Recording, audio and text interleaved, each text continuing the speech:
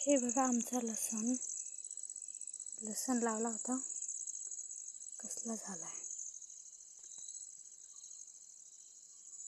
हे बघा लसूण, हे कांदा, हे सगळं. आता सध्या ऊन आहे त्याच्यामुळे व्हिडिओ काही चांगला निघत नाही. हे हरभरा,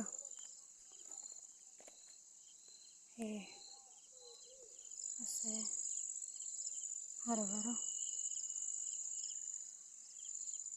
तुम्हाला दिसत नसेल, खाला आलाय थोडा थोडा,